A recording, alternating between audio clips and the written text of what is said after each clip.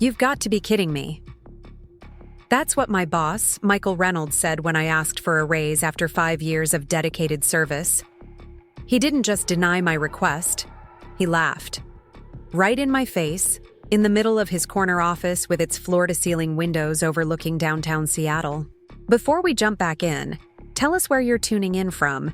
And if this story touches you, make sure you're subscribed, because tomorrow, I've saved something extra special for you.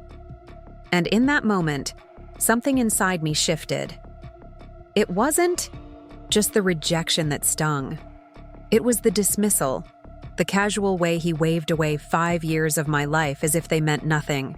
What Michael didn't know, what he couldn't possibly have anticipated, was that I had come prepared with more than just a request. I had a counteroffer that would wipe that smug smile off his face forever. My name is Olivia Chen, and until 6 months ago, I was just another cog in the corporate machine at Horizon Digital Marketing. Another face in the crowd, another employee ID number, another person who arrived early and left late without complaint.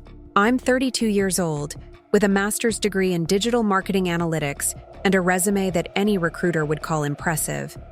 Yet somehow, despite everything I had accomplished, I found myself sitting across from Michael Reynolds, my boss of 5 years, being told yet again that my contributions weren't quite enough to warrant the compensation I deserved.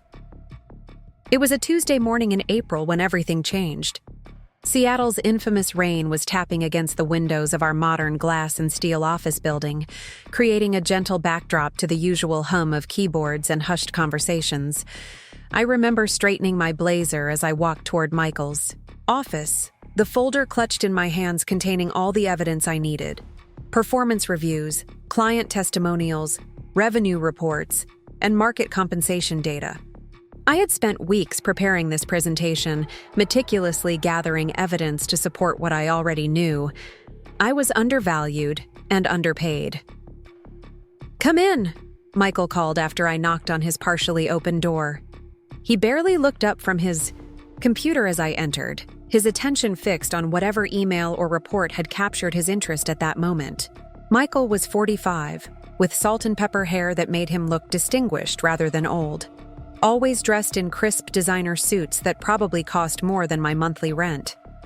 He had that effortless confidence that comes from never having had to question your place in the world. "Morning, Olivia. What can I do for you?" he asked, finally glancing up, though his fingers continued to tap away at his keyboard. I took a seat across from him, placing my folder on his sleek glass desk. "I'd like to discuss my compensation package," I said, proud of how steady my voice sounded despite the nervous flutter in my chest. That got his attention. He stopped typing and leaned back in his leather chair, eyebrows slightly raised. "Your compensation package," he repeated, as if I'd said something in a foreign language. "Yes," I nodded, opening my folder. "I've been with Horizon for 5 years now. In that time, I've brought in over $20 million in client revenue, led the development of our proprietary analytics platform, and managed some of our most challenging accounts. My last raise was 18 months ago, and it was only a standard cost of living adjustment." I pushed forward a sheet of paper detailing my contributions. Michael glanced at it but didn't pick it up. "I've done some research on industry standards," I continued, sliding another page toward him. "For someone in my position, with my experience and track record, the market rate is approximately 30% higher than what I'm currently making." That's when it happened. Michael's lips twitched, curving upward into an amused smile that rapidly evolved into a chuckle and then a full laugh. He wasn't even trying to hide it. "30%?" he said between chuckles. "Olivia, come on. You know we can't just hand out raises like that. We have budgets, shareholders. The whole department would want the same if I gave you that kind of increase." I felt my face grow hot, but I maintained my composure. "I'm not asking for special treatment, Michael. I'm asking to be paid what I'm worth based on my contributions to this company." He shook his head, his laughter subsiding, but that patronizing smile still fixed in place. "Look, you're a valuable team member, but this is business. Everyone thinks they deserve more money. What makes you different from any other employee who walks through that door asking for a raise?" The dismissive way he asked the question made something inside me snap. 5 years of staying late, of taking on projects no one else wanted, of solving problems others couldn't, all reduced to me being just another employee with my hand out. "What makes me different?" I repeated, my voice lower now, controlled. Perhaps the fact that the Martinez account, which was on the verge of walking away last year, specifically requested me to handle their 8-figure campaign. Or maybe it's the analytics platform I developed that saved us from having to purchase an external solution, saving the company over $2 million annually. Or it could be that I've trained every new hire in the department for the past 3 years, many of whom have since been promoted over me despite having less experience and delivering fewer results. Michael's smile faded slightly, but his expression remained dismissive. "Those are all part of your job, Olivia. That's what we pay you for." "No," I countered, surprising both of us with my directness. "You pay me to manage client accounts and develop marketing strategies. Everything else, the innovations, the client retention, the training, those are value adds that I've provided because I care about this company. And I'm simply asking that my compensation reflect that value." Michael sighed, closing the folder I had placed before him without really looking at its contents. "I appreciate your enthusiasm, but this isn't the right time. Maybe we can revisit this during your annual review in October." 6 months away. He was brushing me off, pushing the conversation into a future that we both knew might never come. After all, he'd said the same thing last October, and the October before that. "When would be the right time to discuss being undervalued by 30%? I asked, unable to keep a hint of bitterness from my voice. His expression hardened. "Olivia, I think you need to consider whether your expectations are realistic. The economy isn't what it was a few years ago. Companies everywhere are tightening their belts. We're fortunate to be in a position where we're not laying people off." The implication was clear. I should be grateful just to have a job. As if my request for fair compensation was somehow unreasonable or entitled. "I understand the economic realities," I said carefully, "but I also understand my value. And I'm simply asking you to recognize it too." Michael leaned forward, placing his elbows on his desk, his expression shifting into what I recognized as his management face, the one he used when he was about to deliver a rehearsed speech. "Here's the thing, Olivia. I see a lot of potential in you, but potential doesn't automatically translate to value. You need to show more leadership, more initiative, take on more responsibilities without being asked. Demonstrate that you're irreplaceable. Then we can talk about significant raises." I almost laughed myself then. More initiative? More responsibilities? For 5 years, I'd been the first one in and the last one out. I'd volunteered for every difficult project, solved every crisis, mentored every new employee. What more did he want from me? Blood. Preparing and narrating this story took us a lot of time, so if you are enjoying it, subscribe to our channel. It means a lot to us. Now back to the story. But I didn't laugh. Instead, I nodded slowly, allowing his words to settle between us. "I understand," I said, gathering my folder and standing up. "Thank you for your time." As I turned to leave, Michael called after me, his voice casual, as if our conversation had been about nothing more important than the weather. "Keep up the good work, Olivia. You're a valued member of the team." Valued, but not valuable enough to pay fairly. The distinction wasn't lost on me. I walked back to my desk in a daze, the rain outside now seeming to match my mood, persistent and gray. Around me, the office continued its normal rhythm, phones ringing, keyboards clicking, casual conversations floating between cubicles. Nothing had changed for anyone else, but for me, everything was different. I sat down at my desk, staring blankly at my computer screen, the conversation with Michael replaying in my mind. 5 years of dedication, of sacrificing personal time, of putting this company's needs above my own, and all I had to show for it was a patronizing smile and a vague promise to revisit the issue in 6 months. It wasn't just about the money, although that certainly mattered. It was about respect, about recognition, about being valued for what I brought to the table. I opened my desk drawer and pulled out a small leather-bound notebook where I kept personal notes and ideas. Flipping through it, I found the page where, 3 months earlier, I had started jotting down thoughts about a side project that had been consuming my evenings and weekends. It had started as a way to keep my skills sharp, to explore new methodologies that we weren't implementing at Horizon. But over time, it had evolved into something more, a potential escape route. The irony wasn't lost on me. While Michael accused me of not showing enough initiative, I had been channeling my creativity and drive into building something of my own, precisely because Horizon hadn't provided the space for that growth. My side project was a comprehensive digital marketing platform specifically designed for small to medium-sized businesses in the healthcare sector, a niche that Horizon had repeatedly dismissed as not profitable enough to pursue. But I knew better. My research had shown that this was an underserved market with significant potential. Healthcare practices, from small family medicine clinics to specialized treatment centers, needed sophisticated digital marketing, but lacked the resources to compete with large hospital networks. My platform offered a solution: affordable, scalable marketing tools designed specifically for their needs. I had already built a working prototype and secured interest from several local healthcare providers who were eager to try something different. What had started as a creative outlet was quickly becoming a viable business opportunity. As I sat at my desk, still reeling from Michael's dismissal, I made a decision. It was time to accelerate my plans. If Horizon couldn't see my value, perhaps, it was time to create something where my contributions would be undeniable, because they would be the foundation upon which everything else was built.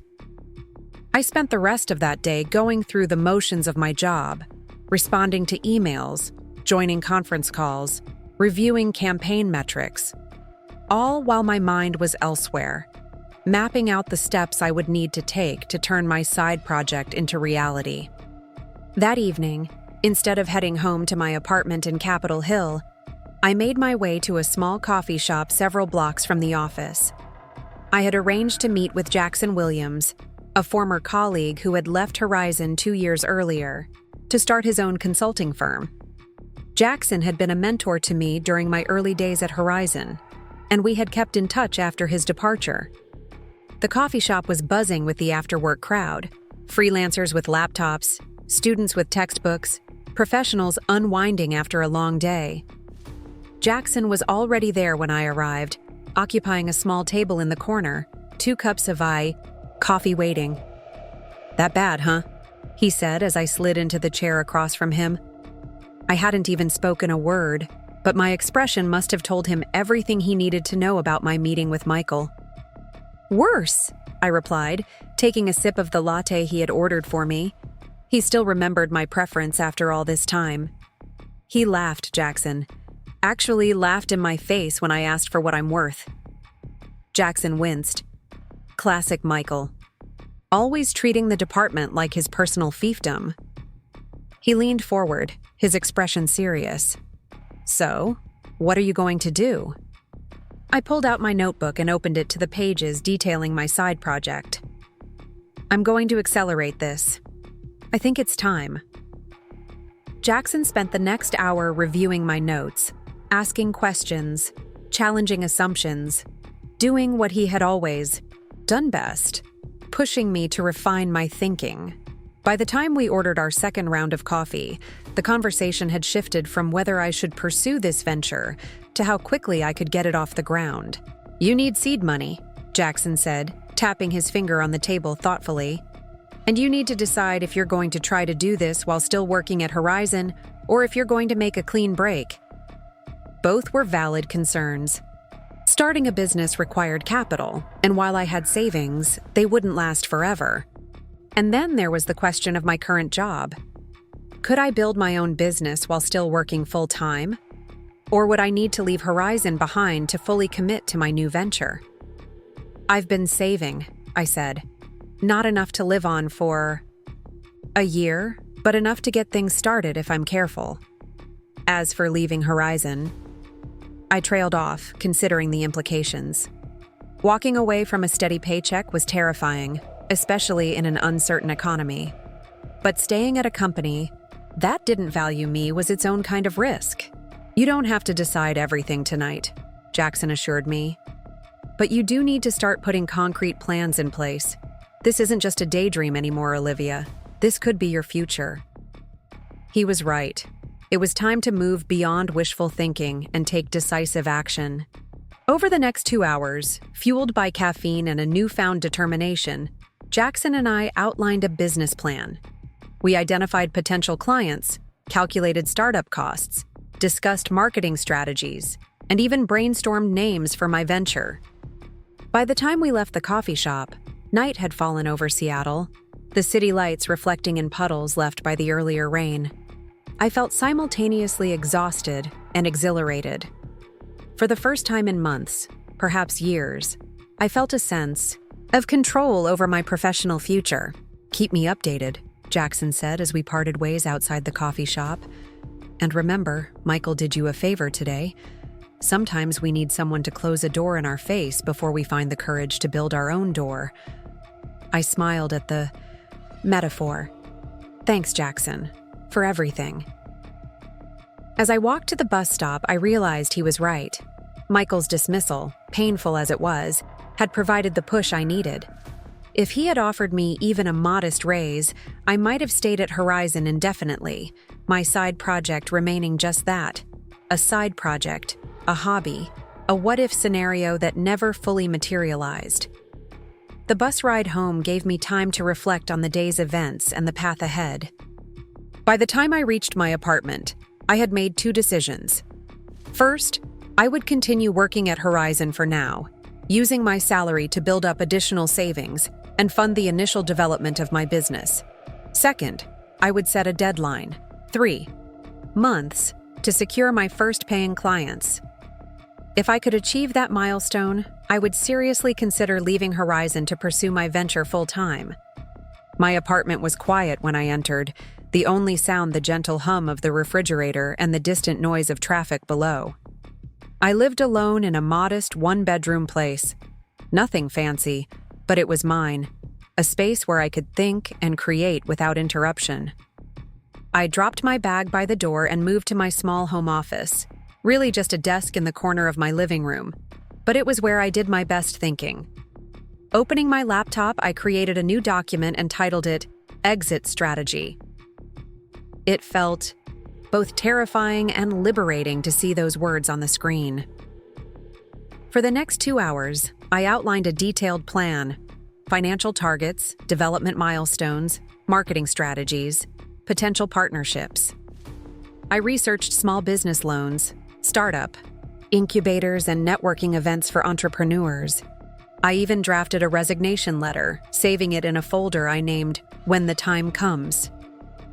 It was nearly midnight when I finally closed my laptop, my mind racing with possibilities, and my heart lighter than it had been in months. Michael's laughter still echoed in my memory, but it no longer stung as sharply. Instead, it fueled me, pushing me toward a future where no one would ever again have the power to dismiss my worth with a chuckle and a wave of their hand. The next morning, I arrived at Horizon 15 minutes earlier than usual. Not because I was eager to start my workday, but because I wanted a moment of quiet to center myself before facing Michael again. To my surprise, I found Emma Lawson, our HR director, waiting by my desk, her expression a careful neutral that years of delivering difficult news had perfected. "Olivia," she said, gesturing toward a nearby conference room. "Do you have a moment?" A knot formed in my stomach as I followed her. Had Michael already decided to retaliate for my audacity in asking for a raise? Was I being sidelined?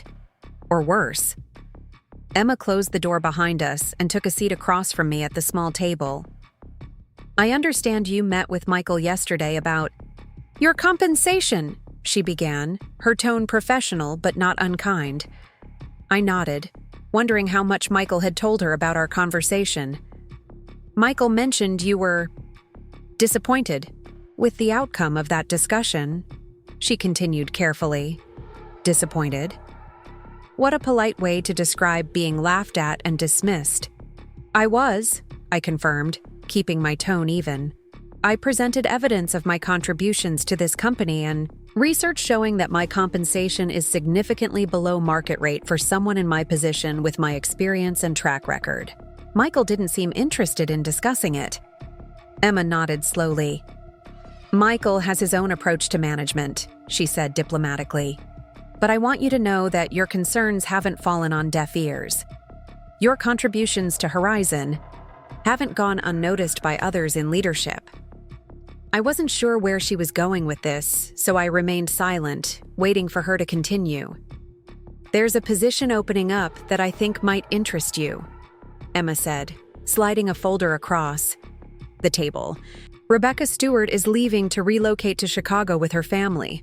Her role as Director of Digital Innovation will need to be filled. I stared at the folder, stunned.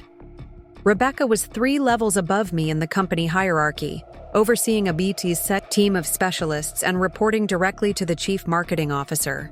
It would be a significant promotion, one that would come with precisely the kind of compensation increase I had been seeking. The formal announcement of Rebecca's departure won't happen until next week, Emma continued, but I wanted to encourage you to apply. Several members of the executive team, myself included, believe you would be an excellent candidate. I opened the folder to find a job description and a list of qualifications.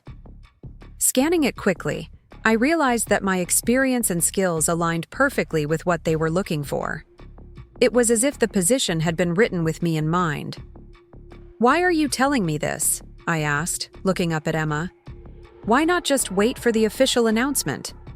Emma's carefully maintained neutral expression softened slightly. Because I've been where you are, Olivia. I know what it's like to feel undervalued and overlooked. And I've seen too many talented women walk away from opportunities because they didn't think they were being seen or heard. Her honesty surprised me. In the 5 years I'd worked at Horizon, Emma had always been professional but somewhat distant. The HR director who handled policies and procedures with efficient courtesy, but rarely offered personal insights. Michael isn't the only decision-maker at Horizon, she continued. Yes, he's your direct supervisor, but he doesn't have the final say on promotions at this level. This would be decided by a committee, including the CMO, the COO, and myself. I nodded, trying to process this unexpected turn of events. And Michael? What does he think about this? Emma's slight hesitation told me everything I needed to know before she even spoke. Michael has his own candidate in mind for the position, someone with different qualifications. Different qualifications. I could read between the lines. Michael likely had a friend or favorite he wanted to promote, probably someone who looked like him, thought like him, and would reinforce his position within the company. But, Emma continued, as I said, this isn't Michael's decision alone. The best candidate should get the role, regardless of who their supervisor is or who they've networked with on the golf course. The edge in her voice surprised me. Perhaps Emma had her own frustrations with Michael and the old boys network that still pervaded much of Horizon's upper management. The application deadline is 2 weeks from Friday, she said, standing up. I hope you'll consider it. Horizon needs leaders who understand both the technical aspects of our business and the human elements. From what I've observed, you excel at both. With that, she left me alone in the conference room, the folder still open in front of me. I stared at it, my mind racing. This was an unexpected opportunity, a chance to advance within Horizon rather than leaving to start my own venture. It would mean a significant increase in responsibility, influence, and yes, compensation. It would also mean continuing to work within a system that, until yesterday, I had been ready to leave behind. I gathered the papers, closed the folder, and returned to my desk, my thoughts in turmoil. What had started as a straightforward rejection had suddenly become complicated by this new possibility. Should I pursue the promotion, throwing my hat into a ring where I knew Michael would be actively working against me? Or should I stay focused on my exit strategy, building something of my own where my success or failure would be entirely in my own hands? As I settled at my desk and powered up my computer, I noticed an email from Michael in my inbox, sent late last night. Olivia, after further consideration, I'd like to schedule another meeting to discuss your compensation request. Please let me know your availability for tomorrow afternoon. Michael. I stared at the message, a humorless smile forming on my lips. Had Emma already spoken to him? Or had he reconsidered on his own after our meeting? Either way, it was clear that something had shifted. But for me, the most significant shift had already happened internally. Yesterday's rejection had pushed me to envision a different future for myself, one where I wasn't dependent on someone else's approval for my advancement. That vision remained compelling, despite the sudden appearance of new options within Horizon. I minimized Michael's email without responding. I had decisions to make, and I needed time to think clearly about what I truly wanted. One thing was certain, though. I would never again sit across from anyone, Michael or otherwise, and allow them to laugh at my worth. Whatever path I chose, it would be one where my value was recognized, respected, and appropriately rewarded. The rain had stopped outside, giving way to one of those rare, brilliantly sunny Seattle days. From my desk, I could see slices of blue sky between downtown buildings, a perfect metaphor for the clarity I now felt emerging from yesterday's storm.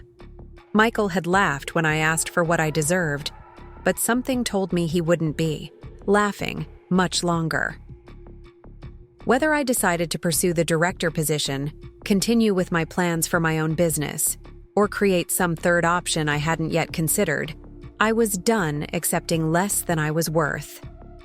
For the first time in 5 years, I felt the full weight of my own power, not as Horizon's employee, but as a skilled professional with options, leverage, and a clear understanding of my value. It was a heady feeling, and as I turned my attention to the day's tasks, I realized that regardless of where my career took me next, I would never again allow anyone to make me feel small. The rest of that day passed in a blur of client meetings, strategy sessions, and campaign reviews.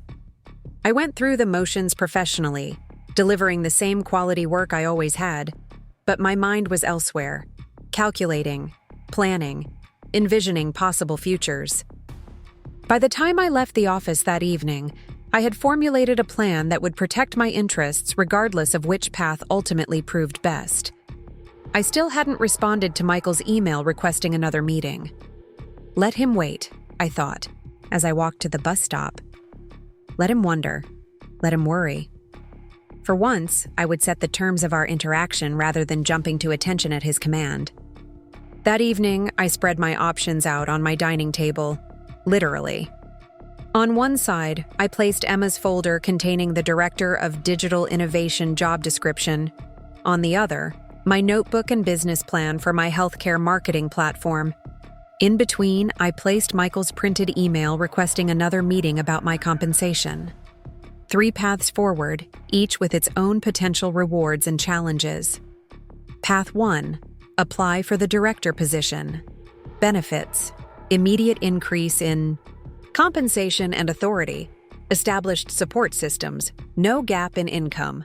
Challenges, continued corporate politics, Michael's potential sabotage, limited autonomy. Path 2, launch my own business. Benefits, complete control, unlimited potential growth, work aligned perfectly with my values and vision. Challenges, financial uncertainty, no guaranteed income, steeper learning curve. Path 3. Use Michael's sudden willingness to reconsider my compensation as leverage while I continued developing my business plan on the side. Benefits. Stable income while building my exit strategy, potential for networking and resource gathering within Horizon. Challenges. Divided attention, ethical considerations, delayed timeline for full independence. As I stared at these options, I realized there might be a fourth path, one that combined elements of each while mitigating some of the risks. It would require careful planning, strategic timing, and a level of boldness I wasn't sure I possessed. But the more I thought about it, the more it appealed to me. I pulled out a fresh sheet of paper and began outlining this new approach. By midnight, I had crafted a counteroffer of my own, not just to Michael's dismissal of my raise request, but to the entire system that had undervalued me for so long. It was audacious, perhaps even risky, but it felt right in a way that none of the other options had. Tomorrow, I would respond to Michael's email. I would meet with him, but on my terms and with my own agenda. He had laughed when I asked for a raise, but something told me he wouldn't be laughing when he saw what I had in mind now. As I finally prepared for bed, exhausted but exhilarated, I felt a sense of clarity and purpose I hadn't experienced in years. Michael's dismissive laughter had triggered something unexpected, not just anger or determination, but a fundamental reassessment of what I wanted from my career and my life. In trying to put me in my place, he had inadvertently freed me to imagine a different place altogether, one of my own making. Tomorrow would be the first day of this new chapter. And whatever happened in Michael's office, whatever decision I ultimately made about my future with Horizon, one thing was certain. I would never again apologize for knowing my worth. I spent the entire night crafting my approach. Sleep was a luxury I couldn't afford, not when I was on the verge of the most important negotiation of my career. My apartment was quiet except for the occasional car passing by outside and the soft tapping of my keyboard. Spreadsheets, documents, and browser tabs filled my screen as I built my case meticulously piece by piece. By 4:30 a.m., my dining table had transformed into a war room. Financial reports spanning the last 5 years were arranged chronologically on one side. Client testimonials and performance metrics created another pile. Market research data on compensation, trends in digital marketing formed a third stack. And at the center of it all was my notebook, the one where I documented every late night, every brilliant solution, every moment when I'd saved Horizon's reputation while Michael took the credit. I messaged Michael at 6:15 a.m. I can meet at 2 p.m. My office, not yours. I knew it was bold, perhaps even reckless, but something had fundamentally shifted inside me. I was done playing by their rules. His response came surprisingly quickly. My calendar shows I'm free. Your office is fine. No protest about the location change. Interesting. Either he was genuinely reconsidering his position, or something else was happening behind the scenes. As I showered and dressed for work, I mentally rehearsed the various scenarios that might unfold. Michael could offer a token raise, 5% perhaps, thinking it would placate me. He might try to redirect with vague promises about future opportunities. Or, worst case, he could be planning to sideline me entirely, moving me to a role with less visibility after my display of ambition.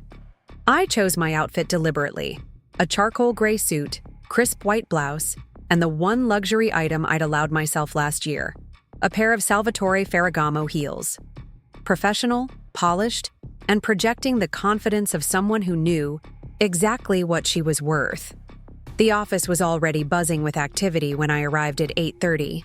Emma from HR nodded in my direction as we passed in the hallway, a gesture that could have been casual acknowledgement or silent encouragement.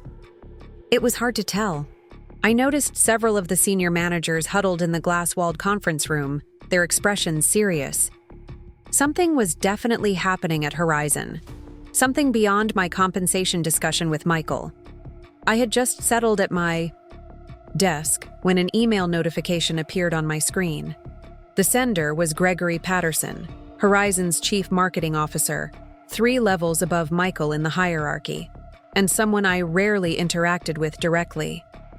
Olivia, do you have 15 minutes this morning? I'd like to discuss something with you. My office, 10:30? Greg. My heart rate quickened. The CMO wanted to meet with me today of all days? This couldn't be coincidence. I replied with a brief affirmative and then sat back, considering the implications. Had Michael already spoken to him about our meeting? Was this related to Rebecca's position that Emma had mentioned? Or was something else entirely at play? Whatever it was, I needed to be prepared. I opened my drawer and pulled out a small leather portfolio, a gift from my father when I'd graduated with my master's degree. Inside was a second copy of all the documentation I'd gathered for my meeting with Michael. I'd always believed in being over-prepared. Today, that instinct might prove crucial. The morning crawled by as I handled routine tasks, while my mind raced through possible scenarios for both upcoming meetings. By 10:25, I was standing outside Gregory Patterson's corner office, portfolio in hand, nerves steeled. "Come in, Olivia," he called when I knocked. Gregory was in his late 50s, with a reputation for being tough but fair. Unlike many executives at Horizon, he had worked his way up from entry level, giving him a perspective that the MBA straight to management crowd often lacked. "Thank you for making time," he said, gesturing to the chair across from his desk. His office was surprisingly understated for someone of his position, functional rather than showy, with industry awards tucked almost apologetically on a side shelf rather than displayed prominently. "Of course," I replied, sitting down and placing my portfolio on my lap. "What can I help you with?" Gregory leaned back in his chair, studying me with an appraising look that gave nothing away. "I'll be direct, Olivia. I've been reviewing the performance metrics for all our client accounts over the past 2 years. Your name keeps appearing in connection with our most successful campaigns and our most satisfied clients." I nodded, unsure where this was heading, but unwilling to appear surprised by what should be obvious to anyone paying attention. "I've also noticed," he continued, "that your compensation doesn't align with those results." Now I was surprised. The CMO had been looking at my salary? "I understand you met with Michael yesterday about this very issue," he said, confirming my suspicion that information moved quickly through Horizon's upper management. "I'd like to hear your perspective on that conversation." I took a measured breath. This was unexpected territory, and I needed to navigate it carefully. "Michael and I discussed my compensation relative to my contributions and industry standards," I said, choosing my words deliberately. "He indicated that significant adjustments weren't possible at this time, regardless of performance metrics or market rates." Gregory's expression remained neutral, but I noticed a slight tightening around his eyes. "And did he offer any alternative path forward?" "No," I said simply. "He suggested revisiting the conversation in 6 months during my annual review." Gregory nodded slowly, as if this confirmed something he already suspected. "And how did that make you feel, Olivia?" The question caught me off guard. Executives at Horizon rarely showed interest in feelings. Results and metrics were the language of choice. But something in his tone suggested genuine curiosity rather than corporate platitude. "Honestly? Undervalued," I replied, deciding that directness was my best approach. "I've consistently delivered exceptional results for Horizon. I've developed innovative solutions that have saved the company millions. I've maintained client relationships that others couldn't. And yet, my compensation remains significantly below market rate for someone with my track record." I paused, then added, "It's not just about the money, it's about recognition of value." Gregory studied me for a long moment, then nodded. "I appreciate your candor." He leaned forward slightly. "I suspect you're wondering why I'm interested in this situation." The thought had crossed my mind, I admitted. "Horizon is at a crossroads," he said, his tone shifting to something more serious. "The market is changing rapidly. Client expectations are evolving. Technology is disrupting traditional approaches. To navigate these challenges, we need leaders who understand both where we've been and where we need to go. He gestured toward his computer. I've been reviewing the analytics platform you developed last year. It's impressive, not just technically, but conceptually. You saw a need before anyone else did, and instead of just highlighting the problem, you created a solution. I felt a flush of pride at his acknowledgement of the project that had consumed 6 months of evenings and weekends, work that Michael had initially dismissed as unnecessary until the results proved too compelling to ignore. Emma tells me she's spoken to you about Rebecca Stewart's position, Gregory continued. She has, I confirmed. Good. I want you to know that I personally believe you would be an excellent candidate for that role. His eyes met mine directly. But I also want you to know that there are competing perspectives within the leadership team about the direction that department should take. I didn't need to ask whose perspective conflicted with Gregory's. Michael's shadow loomed large over this conversation, even in his absence. I see, I said simply. Gregory leaned back again. You're meeting with Michael this afternoon. May I ask what you're planning to discuss? The question was laden with implications. Gregory was clearly aware of more than he was saying, and he was offering me an opening. The question was whether I should take it. I made a split-second decision. I've prepared a comprehensive proposal regarding my role at Horizon moving forward, I said carefully. It addresses compensation, but also scope of responsibility and reporting structure. Something that might have been approval flickered across Gregory's face. I see. And if Michael is unreceptive to your proposal? I've considered alternative scenarios, I replied, maintaining professional composure while internally acknowledging the full meaning of my words. I had indeed considered alternatives, including walking away from Horizon entirely. Gregory nodded, seeming satisfied with my answer without requiring specifics. I won't keep you any longer, Olivia. I just wanted to make sure we had a chance to speak before your meeting with Michael. He stood, signaling the end of our conversation. Whatever the outcome of that discussion, I hope you know that your contributions to Horizon are recognized and valued, at least by some of us. I rose as well, unsure what to make of this unexpected vote of confidence from someone 3 levels above me in the corporate hierarchy. Thank you, Gregory. I appreciate that. As I turned to leave, he added, And, Olivia, I'd be interested to hear how your conversation with Michael goes. I nodded, understanding the implicit invitation. Gregory was positioning himself as an ally, or at least as someone with interests that might align with mine against Michael's. The corporate chess game was becoming increasingly complex. I returned to my desk to find several urgent client emails waiting, forcing me to temporarily set aside thoughts of my upcoming meeting with Michael to address immediate concerns. Perhaps it was for the best. The distraction kept me from overthinking my strategy. By 1:30, I had cleared the most pressing issues and was reviewing my notes one final time when I received a text from Jackson.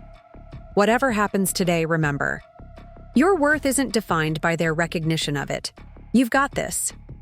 His timing was impeccable, as always. I sent back a quick thank you and then closed my computer, arranging my desk for the coming confrontation. At precisely 2 p.m., Michael appeared at my office door, his expression unreadable. Olivia, he said with a nod that was neither friendly nor hostile.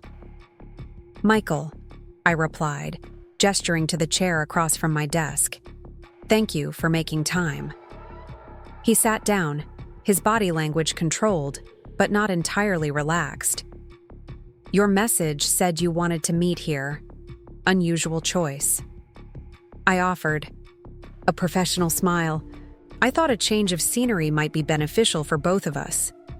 Sometimes a different perspective helps clarify things. He nodded, though his eyes narrowed slightly at my choice of words. I've been thinking about our conversation yesterday, he began, clearly planning to take control of the narrative. Perhaps I was too dismissive of your request.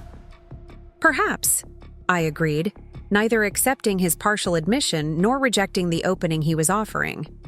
He continued, "I spoke with HR about the budget constraints we're working within. There might be some flexibility, not 30%, of course, but we could potentially look at an adjustment in the range of 8 to 10%. I kept my expression neutral despite the internal flare of indignation. He was offering me a fraction of what I'd rightfully earned, presenting it as a generous concession rather than the insult it was. "That's an interesting starting point," I said, choosing my words carefully. "Before we discuss specific numbers, I'd like to share something with you." I opened my portfolio and removed a bound document titled Contribution and Value Assessment 2020-2025. I'd spent hours compiling this report, which detailed every major project I'd led, every client I'd secured or rescued, every innovation I'd introduced, and their quantifiable impact on Horizon's bottom line. I slid it across the desk to Michael.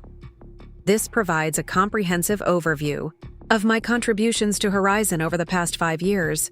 Michael glanced at the report without picking it up. "Olivia, I'm already familiar with your work. That's why I'm offering the adjustment." "Familiar in broad strokes, perhaps," I countered. "But the details matter.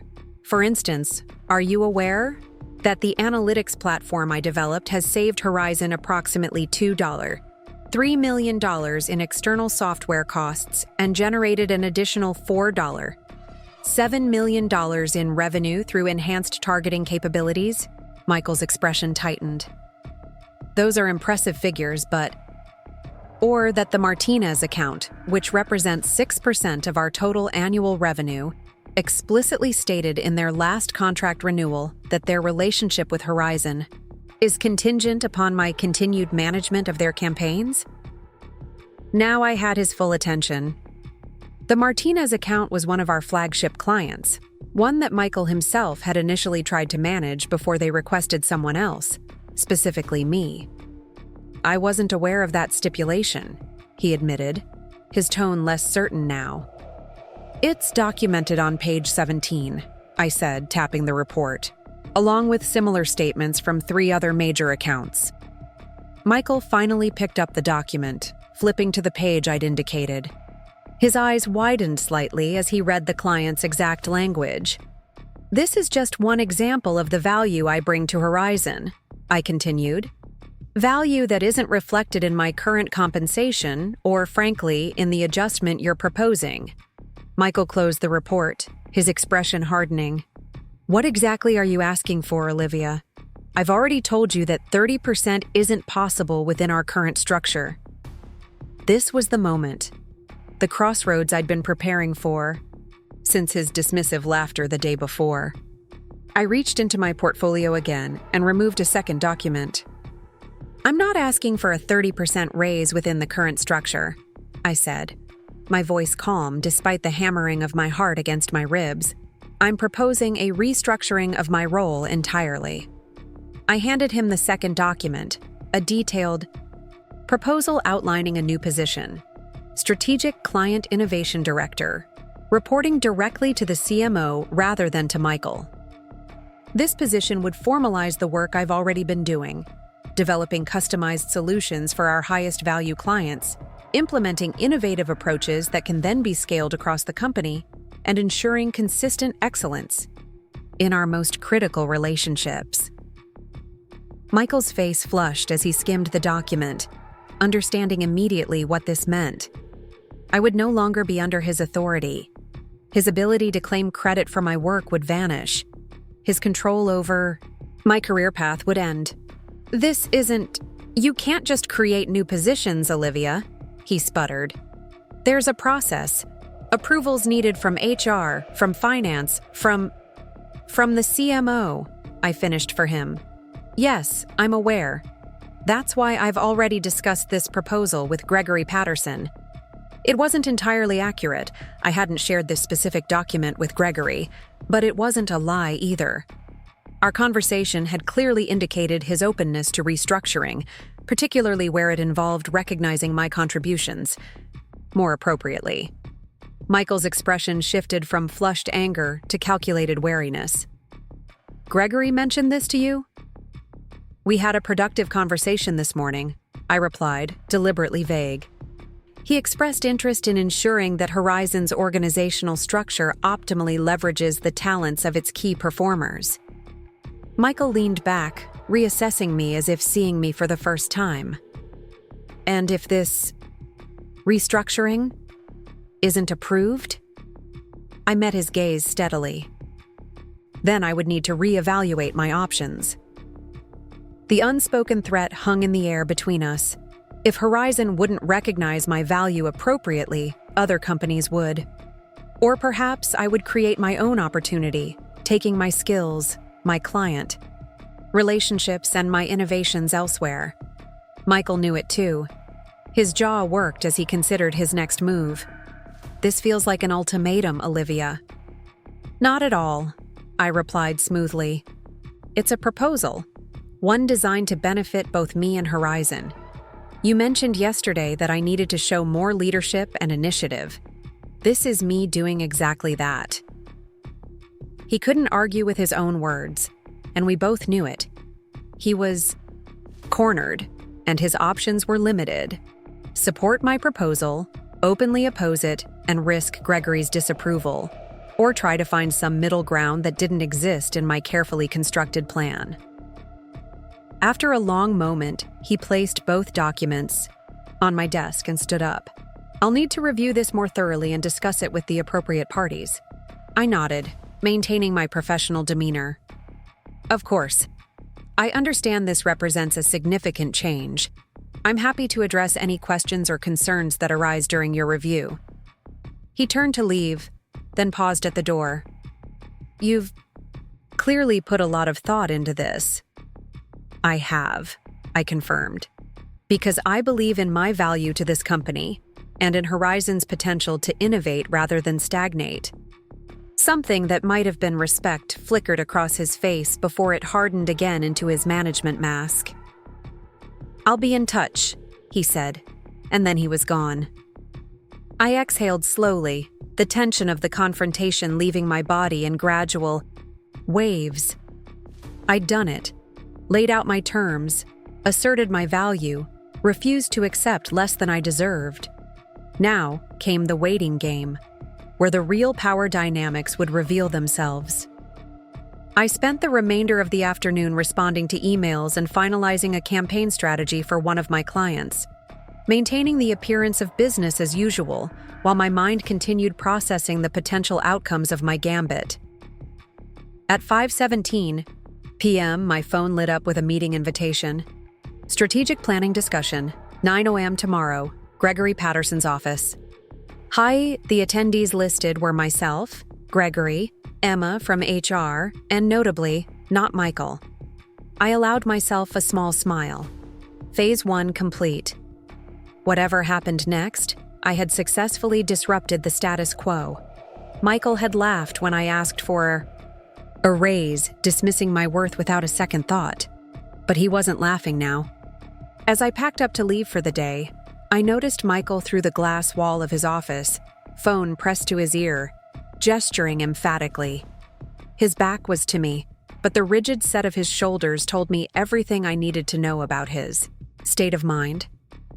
I should have felt triumphant, but instead, I felt oddly serene. This wasn't about defeating Michael. It was about claiming my rightful place and compensation. The fact that it disrupted his plans was incidental, not my primary goal. Outside, the Seattle evening was unusually clear, the setting sun painting the skyline in shades of gold and pink. I decided to walk rather than take the bus, needing the physical movement to process the day's events. My phone buzzed with a text from Jackson. "How did it go?" I typed back, "Better than expected. Meeting with the CMO tomorrow. I'll call you." "After." His reply came quickly. "Told you they'd panic when they realized what they might lose? Drinks tomorrow to celebrate?" I smiled. Not celebrating yet, but definitely drinks either way. As I walked, I allowed my mind to drift to the healthcare marketing platform I'd been developing on the side. If tomorrow's meeting went well, would I still pursue it?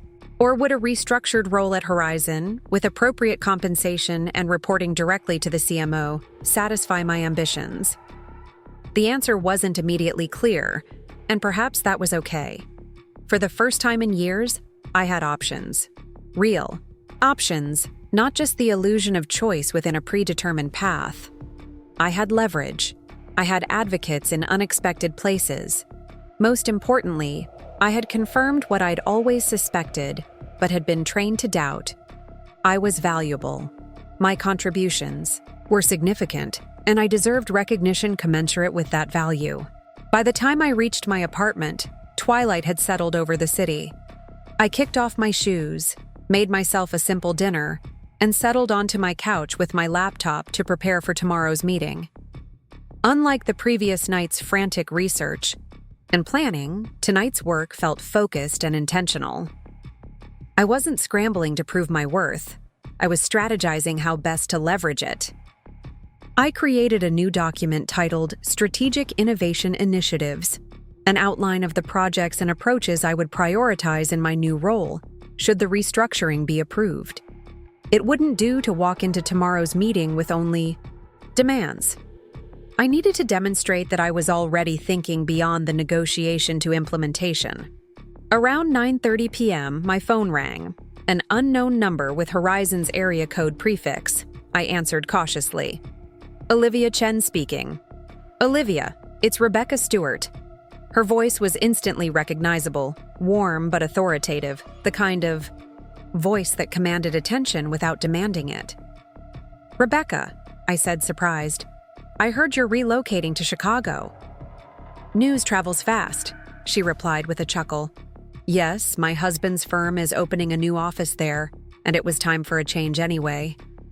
I waited, unsure why she was calling me directly. We had worked together on several projects but weren't particularly close. I understand you had an interesting meeting with Michael today, she continued, answering my unspoken question. I tensed slightly. Word travels even faster about that, it seems. She laughed again, more genuinely this time. Let's just say Michael and I have a mutual acquaintance who happened to mention his discomfort with your proposal. I could imagine exactly who that mutual acquaintance might be. Probably one of the senior managers who had witnessed Michael's agitated phone call after our meeting. I hope I'm not overstepping, Rebecca continued, but I wanted to let you know that I'll be on the call tomorrow with Gregory. This was unexpected news. I thought you were already transitioning. Out. Officially, yes, but Gregory asked me to weigh in on some decisions regarding my replacement. She paused. Or perhaps, as it now seems, the restructuring of my department entirely. I processed this information quickly. Rebecca's presence on the call could either help or hinder my case, depending on her perspective on my proposal. I see, I said, neutrally. I appreciate you letting me know. There's something else, she said, her tone shifting slightly. Something that might not come up in tomorrow's meeting, but that you should be aware of. I waited, curious. Michael has been angling to place Jason Michaels in my role for the past 3 months, she said, referring to one of Michael's protégés, a mid-level manager with half my experience but twice my bravado.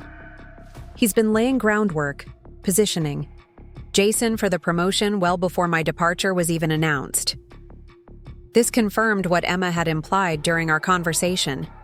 Michael had his own candidate in mind, someone who would maintain his influence over the department and, by extension, over my career. That doesn't surprise me, I admitted. It shouldn't, Rebecca agreed. But what might surprise you is that Gregory has been quietly blocking it. He and Michael have been at odds over the direction of our department for some time. Now that was interesting. I had suspected tension between the two based on my conversation with Gregory, but not outright conflict. Why are you telling me this? I asked directly. Rebecca was silent for a moment. Because 5 years ago, I was in your position, she finally said. Undervalued, underutilized, watching less qualified men get promoted over me while I did the actual work that kept the department functioning. Her words hit close to home, too close for comfort. The difference is I played by their rules, she continued. I waited my turn. I didn't rock the boat.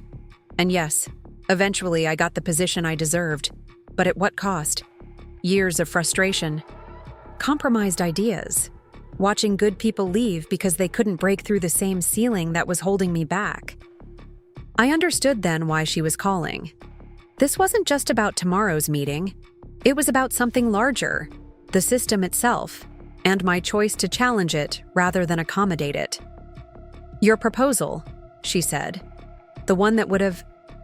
You reporting directly to Gregory rather than Michael. It's exactly what I should have done years ago. It's the restructuring our department has needed, but that I never had the courage to push for. Her words stunned me into momentary silence. Rebecca had always seemed so confident, so established in her authority. I had never imagined her struggling with the same doubts and frustrations that plagued me. I don't know what will happen tomorrow, she continued when I didn't immediately respond. But I wanted you to know that you have my full support, for whatever that's worth. It's worth a lot, I said sincerely. Thank you, Rebecca. Don't thank me yet, she replied. Save that for after we've dismantled the old boys' network at Horizon, one strategic restructuring at a time. After we hung up, I sat for a long time processing this new information and perspective. Rebecca's call had shifted something fundamental in my understanding of the situation. This wasn't just about my compensation or my individual career path anymore. It was about challenging a system that consistently undervalued certain contributions, while overvaluing others. It was about creating change that would benefit not just me, but everyone who came after me as well. With this new understanding, I returned to my preparations for tomorrow's meeting with renewed purpose. By midnight, I had a comprehensive presentation ready, one that addressed not just my role, but the structural inefficiencies in our current department organization and the opportunities a restructuring would create for innovation, client satisfaction, and ultimately, increased revenue. As I finally prepared for bed, exhausted but focused, I realized that something fundamental had changed since Michael had laughed in my face just 36 hours earlier. I had walked into his office seeking recognition of my value within the existing system. I would walk into Gregory's office tomorrow proposing to change the system itself. Michael had laughed when I asked for a raise. But I had a feeling that after tomorrow's meeting, no one at Horizon would ever underestimate me again. I arrived at Horizon headquarters 30 minutes early, the leather portfolio containing my presentation tucked under my arm. The morning light filtered through the glass-fronted building, casting long shadows across the nearly empty lobby. Only the security guard and a few ambitious interns populated the space at this hour, giving me the quiet I needed to center myself before what would undoubtedly be a pivotal meeting. Morning, Ms. Chen. The security guard nodded as I passed his desk. Morning, Dave, I replied with a smile. Unlike many executives who barely acknowledged support staff, I'd made it a point to learn names, to see the people who kept Horizon running smoothly behind the scenes. These relationships had provided me with insights and allies that had proven invaluable over the years. The elevator ride to the executive floor was swift and silent. When the doors opened, I was surprised to find Emma from HR already waiting in the hallway outside Gregory's office. You're early, she remarked, checking her watch. I could say the same about you, I countered with a small smile. I like to be prepared, she said, then added with meaningful emphasis, especially for meetings that might reshape departmental structures. So she knew the full scope of my proposal. Interesting. Gregory's not in yet, Emma continued, glancing toward his closed office door. But Rebecca is waiting in the conference room. She suggested we might want to touch base before the official meeting begins. I nodded, intrigued by this development. Lead the way. The executive conference. room was smaller than the main boardroom downstairs, designed for strategic discussions rather than presentations.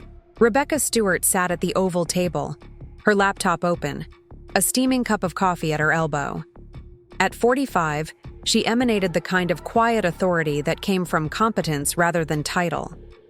Her dark hair was streaked with elegant silver at the temples, and she wore a tailored navy suit that conveyed professionalism without trying too hard. "Olivia," she greeted me warmly, standing to offer a brief handshake. "Thank you for coming in early." "Of course," I replied, setting my portfolio on the table, although I'm curious about why. Rebecca exchanged a glance with Emma, some unspoken communication passing between them. "We wanted to align on certain facts before Gregory arrives," she said carefully. "Facts?" I echoed, taking a seat across from her. "Michael has been busy," Emma explained, her professional veneer cracking slightly to reveal irritation beneath. "He spent most of yesterday afternoon meeting with board members, making his case against your proposal." I felt a flicker of concern. "On what grounds?" "The usual," Rebecca replied with a dismissive wave. "Too disruptive to established workflows. Unnecessary restructuring during a period of growth. Concerns about your readiness for expanded responsibilities." The last one stung, though I kept my expression neutral. After 5 years of driving Horizon's most successful campaigns, my readiness should not have been in question. "He's also raised questions about client retention if your role changes," Emma added, suggesting that the relationships might suffer during a transition. I allowed myself a small smile. That's ironic, considering several clients have explicitly stated they work with Horizon because of me, not despite me. "We know," Rebecca nodded, "which is precisely why we wanted to meet before Gregory arrives. Michael is painting a narrative that doesn't align with reality, and we need to ensure the actual facts are clear. This alliance was unexpected, but welcome." "What do you suggest?" Rebecca leaned forward slightly. "First, I think we need to address the structure of today's discussion. Michael isn't included in the meeting invitation, but Gregory has informed me that he intends to join us anyway." "Without being invited?" I asked, surprised by this breach of corporate protocol. Emma's lips thinned. "He's claiming that as your direct supervisor, he has both the right and responsibility to be present for any discussion of your role." I processed this information quickly. Michael's presence would fundamentally change the dynamic of the meeting, potentially limiting what Gregory, Emma, and Rebecca might be willing to say. "So we need to establish the facts before he arrives," I concluded. "Exactly," Rebecca confirmed. "I've prepared a brief overview of the department's performance metrics during my tenure, with specific emphasis on the projects and accounts you've managed." She turned her laptop around, showing a presentation with my name highlighted across several slides. For the next 15 minutes, we reviewed the data: client satisfaction scores, revenue growth, innovation metrics, and team performance evaluations. The numbers told a clear story, not just of my individual contributions, but of how my approach had elevated entire segments of the business. "This is impressive, Olivia," Emma said, studying the final slide. "I knew you were performing well, but seeing it quantified like this." "It aligns perfectly with the documentation I've prepared," I said, opening my portfolio and extracting my own presentation. Though I've taken it a step further, outlining how a restructured role reporting directly to Gregory would optimize these outcomes even further. Rebecca smiled approvingly as she scanned my materials. "This is exactly the kind of strategic thinking Horizon needs more of." She glanced at her watch. "Gregory should be arriving any minute. Are we all clear on how we'll approach this?" Emma nodded.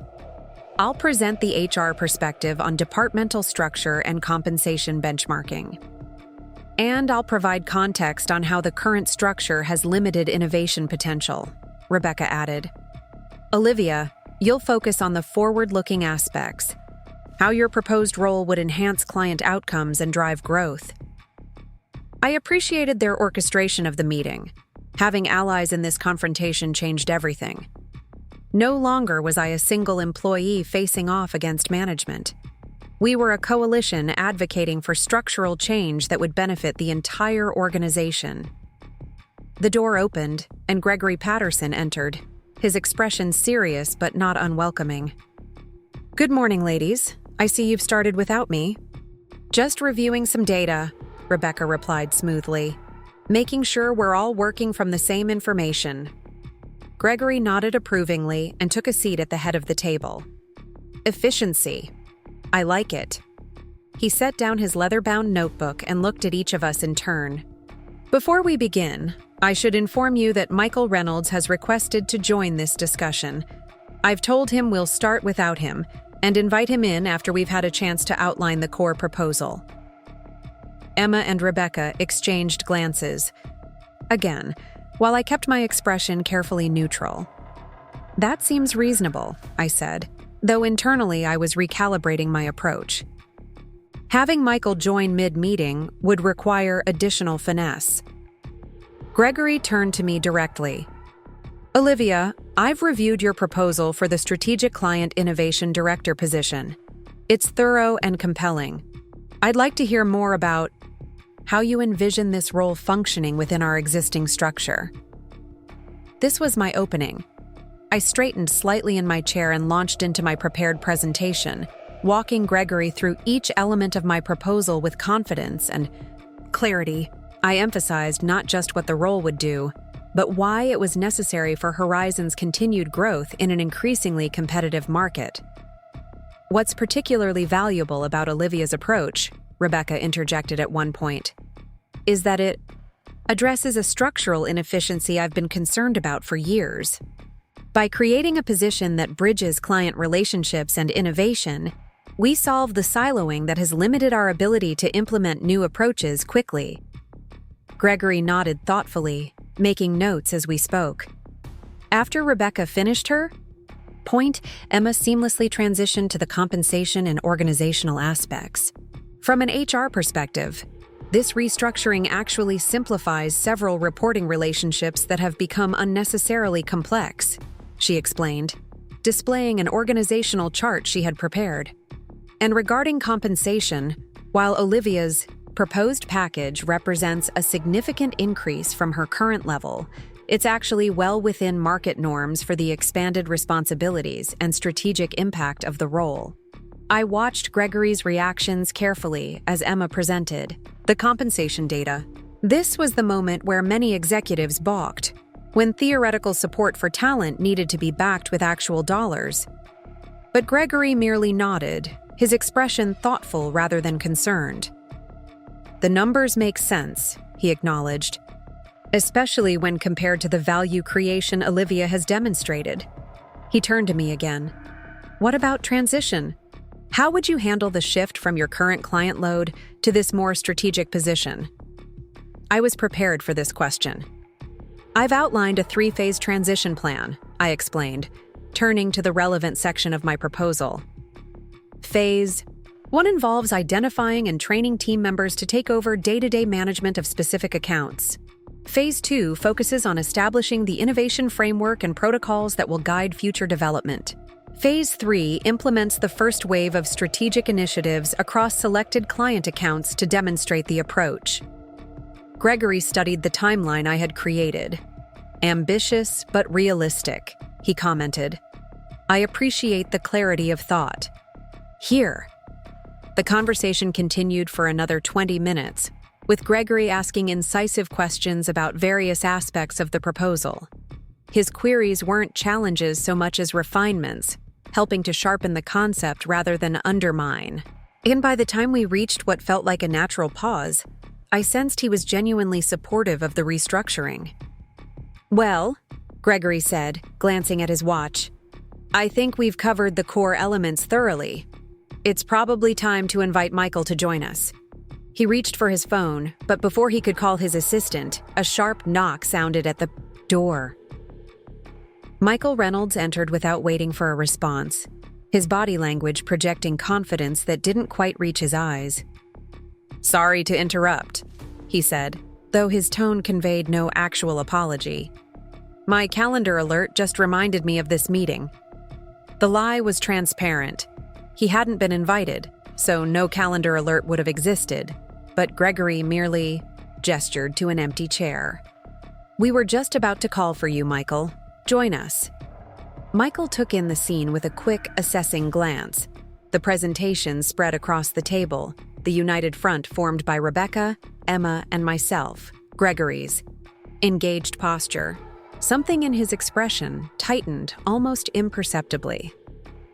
I understand we're discussing some sort of departmental restructuring, he said as he took his seat, positioning himself directly across from me. I hope I haven't missed too much of the conversation. Olivia has presented a comprehensive proposal for a new role, Strategic Client Innovation Director, Gregory explained. It would involve her transitioning from her current position to focus on developing innovative approaches across our key accounts, reporting directly to me rather than through the existing management structure. Michael's smile didn't reach his eyes. That sounds like quite a leap. I'm not sure the timing is right for such a significant change, especially with Rebecca's departure already creating transition challenges. And there it was, his first attempt to derail the proposal. Actually, Rebecca countered smoothly, this restructuring would address many of the transition concerns. By elevating Olivia's role, we create space for other team members to step up into account management positions, providing growth opportunities throughout the department.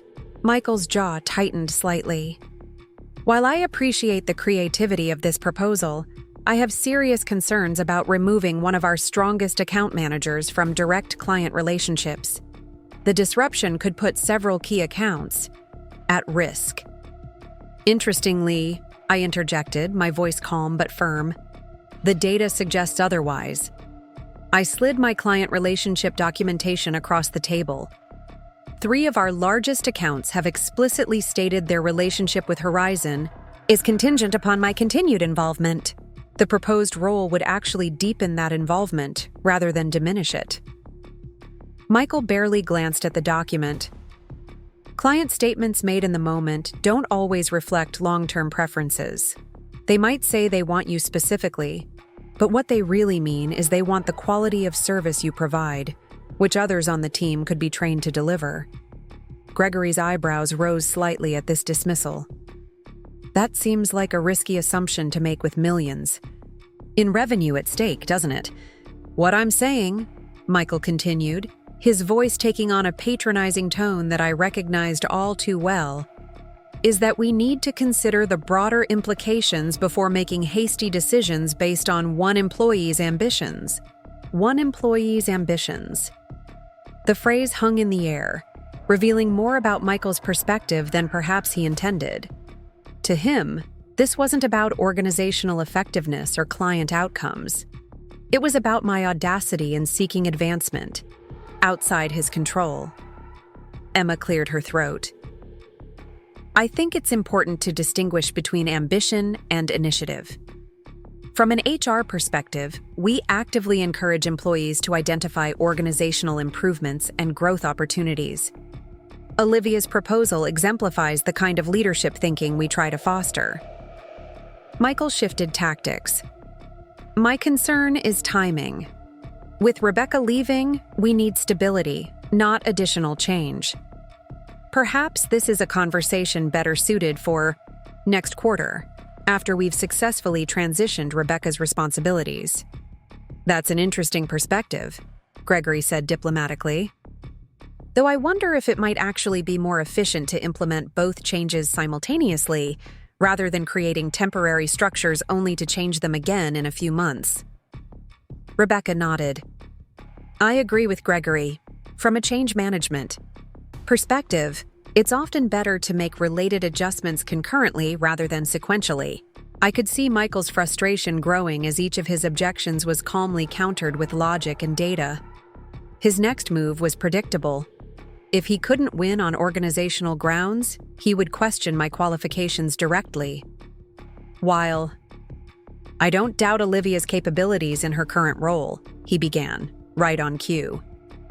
This proposed position would require a level of strategic thinking and leadership that typically comes with more years of executive experience. Before I could respond, Gregory interjected. I've found that leadership capability is demonstrated through actions rather than time served. The strategic framework Olivia has developed for this position shows precisely the kind of thinking we need at the executive level.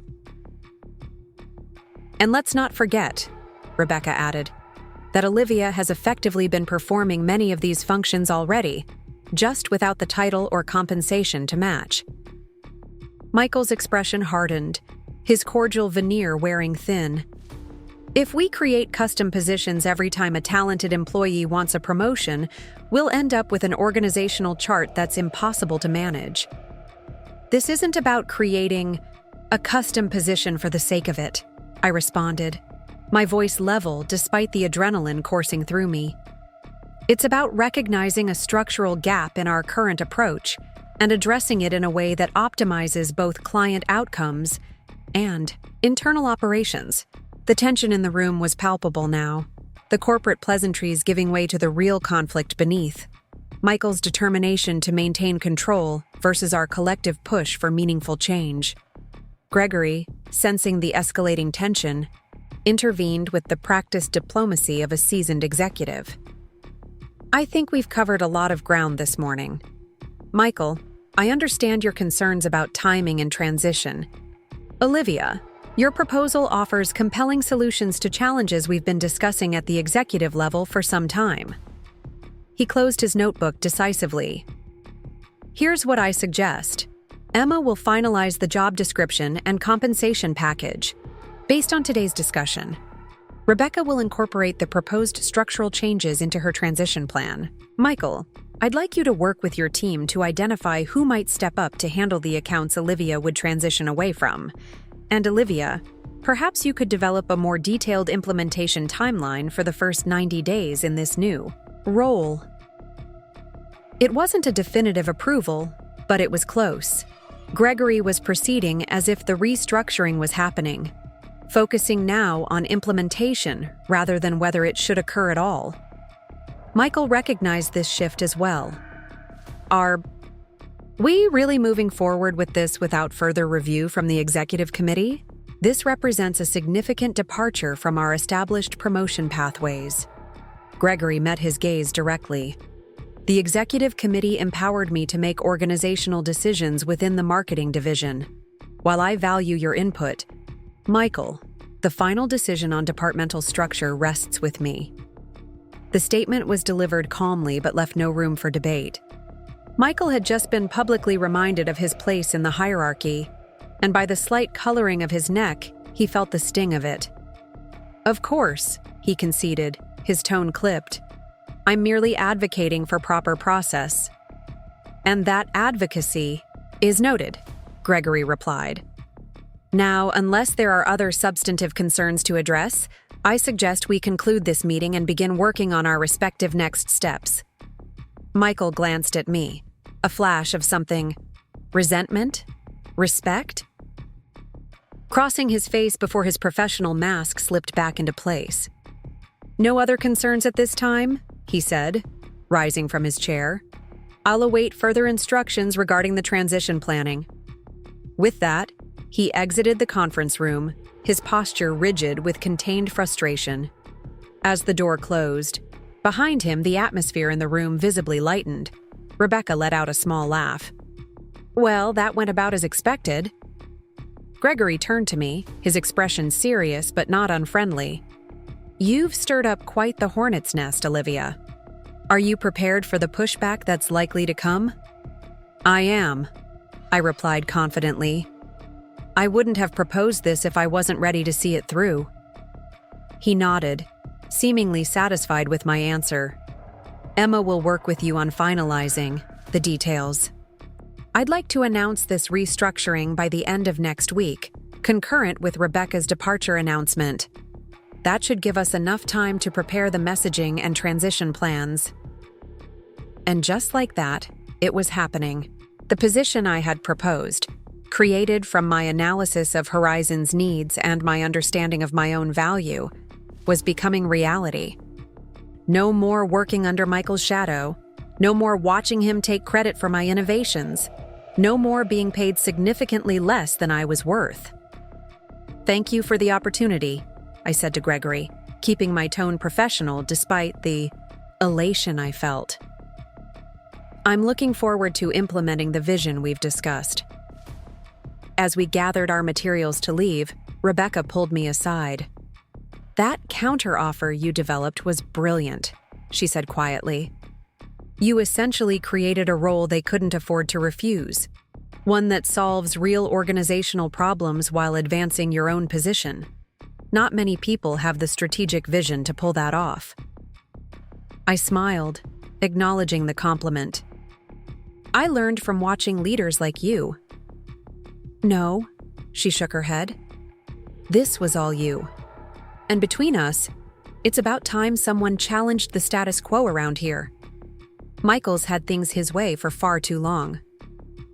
Emma joined us, her HR professionalism momentarily set aside. "Speaking of Michael, I'd watch your back for the next few weeks. He's not the type to accept defeat gracefully." "I'm counting on it," I replied, surprising them both. "The more he pushes back, the more he'll demonstrate exactly why this restructuring is necessary." Gregory, overhearing this last exchange, gave me an appraising look. "Strategic thinking indeed," he commented with the ghost of a smile. "I think we've made the right decision." As we left the conference room, I felt a profound shift in how these colleagues, now peers rather than superiors, viewed me. I had walked into Horizon yesterday as an undervalued employee seeking recognition. I was walking out of this meeting as an emerging leader who had successfully challenged an entrenched system and won.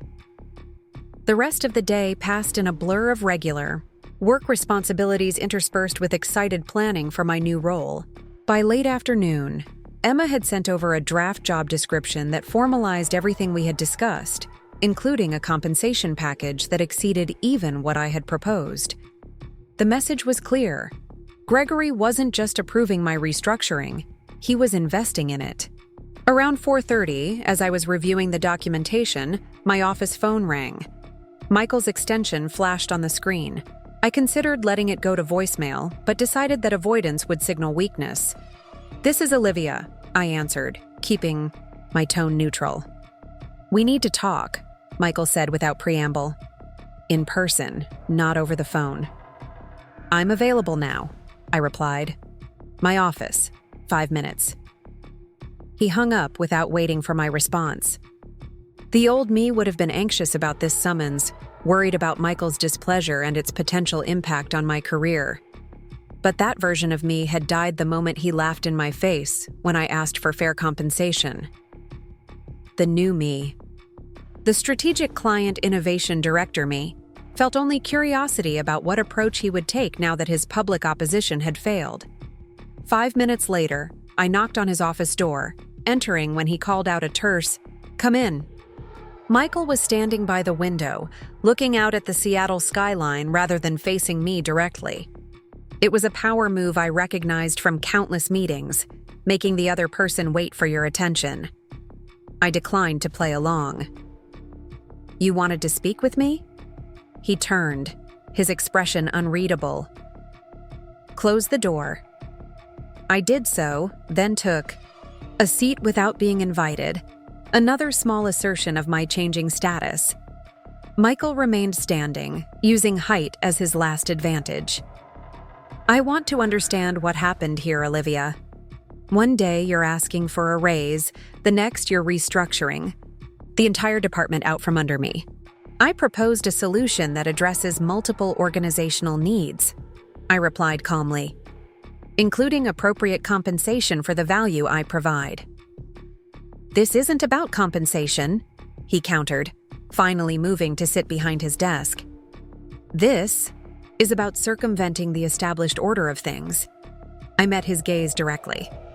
The established order wasn't working, not for Horizon's clients, not for the team's development, and certainly not for recognizing and rewarding performance based on merit rather than other factors. He caught my implication, and his jaw tightened.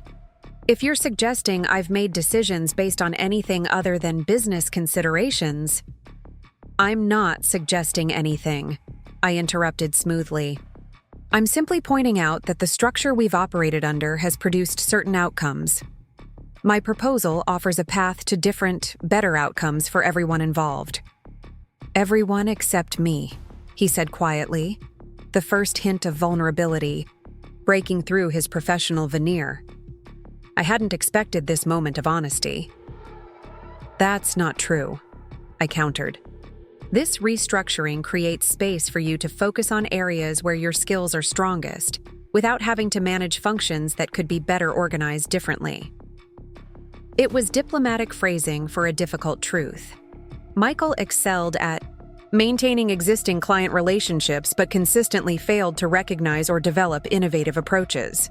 My new role would take the innovation pressure off him while allowing him to claim credit for the improved client outcomes that would result. He studied me for a long moment, reassessing me in light of the day's events. You've outmaneuvered me, he finally said, not as an accusation, but as a statement of fact. I underestimated you. Yes, I agreed simply. You did. Another stretch of silence passed between us. The power dynamic between us irrevocably altered. So what happens now? He asked eventually. Now we figure out how to work together in this new configuration, I replied. Because despite what you might think, this isn't about undermining you. It's about creating a structure where everyone can contribute their best. He leaned back in his chair, the fight seeming to drain out of him. And if I can't adjust to this new arrangement? I shrugged slightly. That would be unfortunate, but ultimately your decision. Horizon is evolving, Michael. We can either evolve with it or be left behind. He nodded slowly, processing my words. You're not at all who I thought you were. I'm exactly who I've always been, I corrected him. You just never bothered to look beyond what you expected to see. Our conversation ended shortly after, not with the explosive confrontation I had half expected, but with a subdued acknowledgement of the new reality. As I left his office, I realized that in some ways, this quieter defeat was more profound than any dramatic showdown could have been. Michael had not just lost a power struggle. He had lost the narrative he had constructed about who I was and what I was capable of. I returned to my desk to find an email from Gregory confirming that the official announcement of my new position would be made the following Monday. Attached was the finalized job description and a personal note. Impressive. Work today. Looking forward to seeing what you accomplish in this role. As I packed up to leave for the day, I felt a sense of quiet triumph. Not the flashy, temporary high of winning an argument, but the deeper satisfaction of having fundamentally changed my professional trajectory through strategic thinking and well-executed action. Outside, Seattle's evening air was crisp and clear. I pulled out my phone and texted Jackson. The counteroffer worked.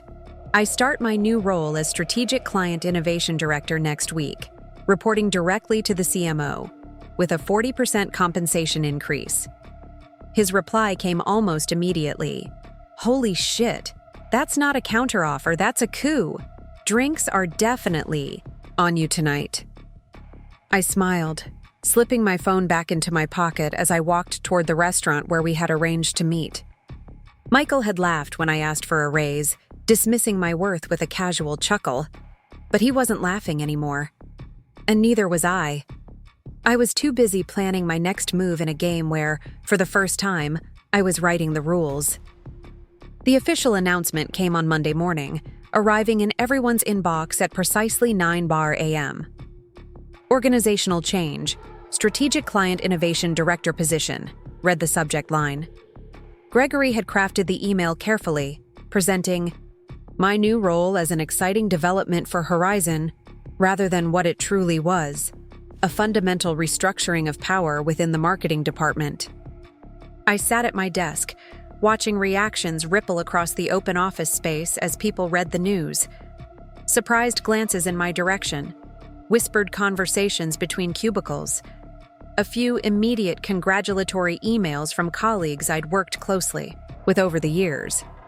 But beneath the surface congratulations, I could sense the undercurrents of uncertainty. Everyone understood that something significant had shifted in Horizon's carefully maintained hierarchy. By 10:30 a.m., 3 account managers had requested quick coffee chats, clearly hoping to understand what my promotion meant for their own positions and projects. I scheduled them efficiently, one after another, aware that managing these relationships would be crucial during the transition. These weren't just colleagues, they were potential allies or obstacles depending on how I handled the coming weeks. The first signs of Michael's counterattack appeared around noon.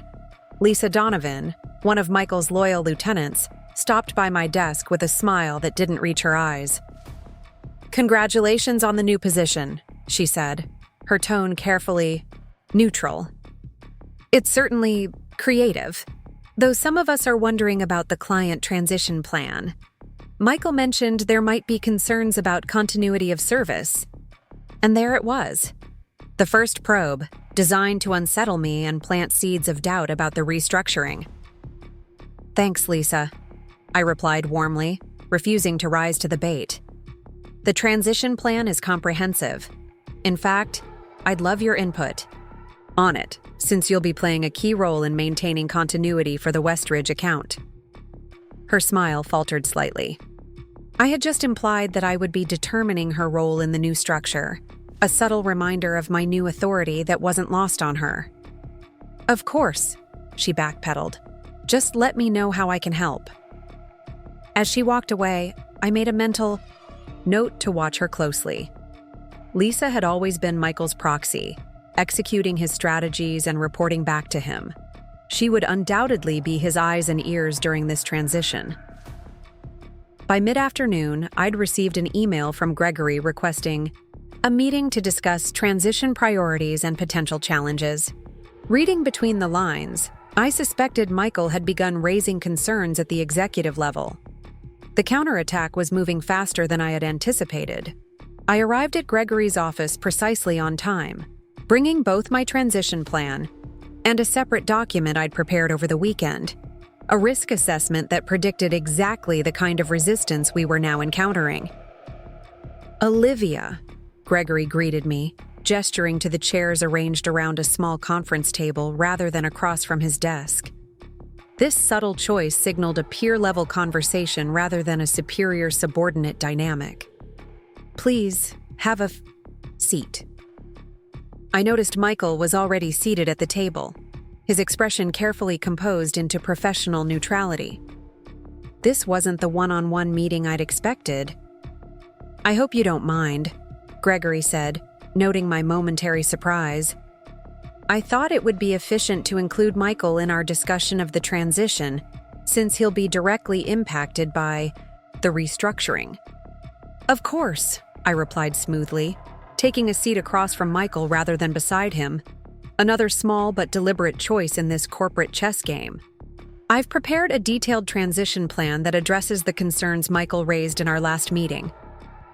I placed my document on the table, angled so both men could view it. "Before we dive into specifics," Gregory began, his tone measured, "Michael has raised some concerns about client reactions to the announcement. Apparently, the Jensen Group reached out to him directly this morning expressing uncertainty about the changes." The Jensen Group was our third largest client. Important, but not critical. More significantly, their primary contact was Lisa Donovan, who reported directly to Michael. The timing was too perfect to be coincidental. "That's interesting," I replied, maintaining my composure. "Especially since I spoke with Marcus Jensen just last Thursday about the potential restructuring, and he expressed enthusiasm about our plans to enhance their strategic support." Michael's eyes narrowed slightly. He hadn't expected me to have already addressed this particular client. "Perhaps there was some miscommunication," he suggested. "Lisa mentioned that their operations director, not Marcus, was the one who expressed concerns. I nodded thoughtfully. That makes sense. The operations team would naturally have questions about continuity. I've actually prepared specific transition plans for each key client, including Jensen. I turned to the relevant section in my document. You'll see here that Lisa will continue as their day-to-day contact, with my role shifting to strategic oversight and innovation development, precisely the areas where Jensen has been asking for more support. Gregory reviewed the page, nodding with approval. This is exactly the kind of detailed planning we need. You've anticipated the potential friction points and addressed them proactively. Michael leaned forward, trying a different angle. While the plan looks solid on paper, I'm concerned about capacity during the transition. Olivia will essentially be doing two jobs, wrapping up her current client responsibilities while establishing the new innovation framework. That's a recipe for burnout, or worse, dropped balls on critical client deliverables. It was a clever approach, expressing concern for my well-being while simultaneously suggesting I couldn't handle the transition. That's a valid point, I acknowledged, surprising both men with my agreement. Which is why I've built a phased handover that distributes my current responsibilities among 3 team members, with escalation protocols clearly defined. I flipped to another section of my plan. I've also identified specific milestones at which we can assess progress and adjust resources if needed. Gregory nodded again, impressed by the thoroughness. You've thought of everything, it seems. Not quite everything, Michael interjected, his tone hardening slightly. There's also the matter of team cohesion. Several senior account managers have expressed confusion about the reporting structure going forward. Will they report to Olivia or continue reporting to me? This uncertainty is already creating anxiety within the department. This was a direct attack, suggesting that my promotion was causing organizational chaos. But it was also an opportunity. Actually, I replied, I've prepared a detailed organizational chart showing how the new structure will function. I extracted another document from my portfolio. As you can see, the account management team continues reporting to Michael, with a dotted line relationship to my role for innovation initiatives. This maintains clarity while enabling the cross-functional collaboration that our clients have been requesting. Gregory studied the chart with interest. This makes sense. Clean reporting lines, but with built-in collaboration mechanisms. He glanced at Michael. I think this addresses your concern about team cohesion, doesn't it? Michael's jaw tightened, almost imperceptibly. In theory, yes. In practice, these matrix reporting relationships can create confusion about priorities and decision-making authority. Which is precisely why I've included a decision rights framework, I countered, turning to the next section of my document. This clearly delineates which role has final authority in different types of decisions, from campaign approvals to strategic direction to resource allocation. Gregory looked genuinely impressed. You've anticipated each potential objection with a thoughtful, structured solution. This level of planning gives me great confidence in the transition. Michael recognized he was losing ground quickly. My concern isn't about Olivia's planning abilities, he said, changing tactics again. It's about timing. With the Parks and Pitch coming up next month and the annual client review cycle starting in 6 weeks, we're introducing a major structural change at our busiest period. Finally, a legitimate concern that I hadn't fully addressed in my documentation. But I had considered it. The timing is challenging, I acknowledged, but also strategic. The Parks and Pitch represents exactly the kind of innovative thinking my new role is designed to foster. And the annual reviews provide a perfect opportunity to introduce clients to our enhanced service model. I paused, then added, in fact, I've already drafted presentation materials explaining how this restructuring benefits them directly. Gregory smiled slightly. Once again, you're a step ahead. This is precisely why this restructuring makes sense. You've demonstrated the strategic thinking this position requires." Michael fell silent, recognizing that each of his objections had been methodically countered. The meeting concluded shortly after, with Gregory expressing full confidence in the transition plan and requesting only minor adjustments to the communication strategy for certain clients. As we left Gregory's office, Michael stopped me in the waiting hallway, his voice low but intense. "This isn't over, Olivia. You might have impressed Gregory with your fancy documents and charts, but the real test will be execution. One stumble, one dropped client, one missed deadline, that's all it will take to prove this restructuring was premature." I met his gaze steadily. "You're right about one thing, Michael. The real test is execution, but you seem to be forgetting. That execution is what I do best." I smiled politely. "Now, if you'll excuse me, I have transition meetings to prepare for." I walked away, leaving him standing in the hallway. But I harbored no illusions. His warning wasn't empty rhetoric.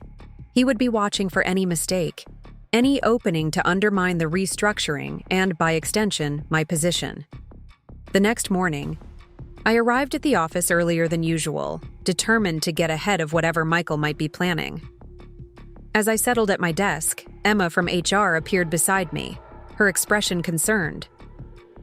"Got a minute?" she asked quietly. I nodded, gesturing to the chair beside my desk. "Michael called an impromptu meeting with the account management team yesterday evening," she said without preamble. "After hours, off the calendar.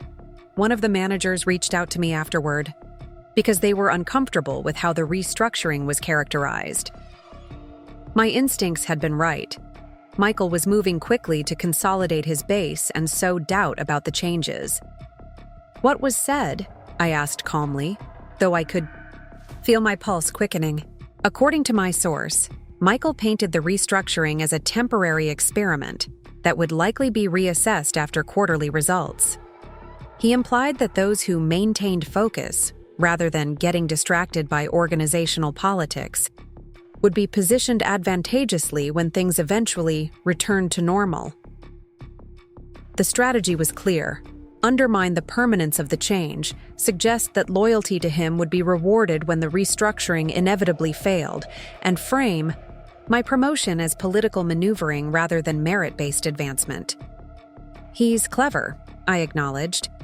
He hasn't directly contradicted Gregory's announcement, but he's creating an alternative narrative that serves his interests." Emma nodded. "Exactly. And it's creating confusion. The team doesn't know which version to believe, the official one or Michael's implied one. I considered our options carefully. Confronting Michael directly would only elevate the conflict and potentially force people to choose sides explicitly. Complaining to Gregory might make me appear unable to handle departmental politics. Neither approach would truly resolve the underlying issue.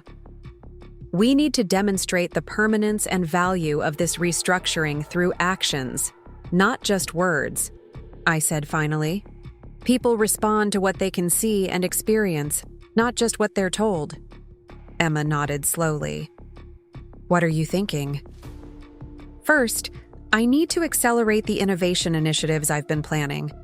Show tangible results quickly so there's no question about the value of this new role." I pulled out my notebook, jotting down thoughts as they formed.